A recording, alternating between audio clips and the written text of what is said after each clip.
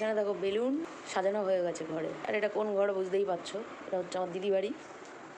দিদি বাড়ি নতুন দোলনাটা লাগিয়েছে। তো আজকে হচ্ছে আমার বার্থডে। কে উইশ করবা?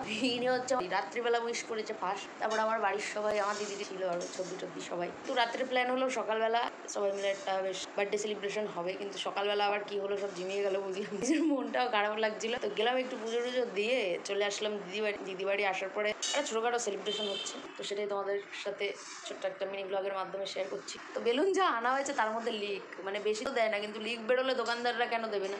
এ আর খাইছে নাকি খাইছে। পুচকি চলে এসেছে। আর এখানে কেকটা এখন আনবক্সিং এমা উল্টো রেখে দিয়েছিল, তাহলে হয়ে গেছে কেকের অবস্থা শেষ খতম।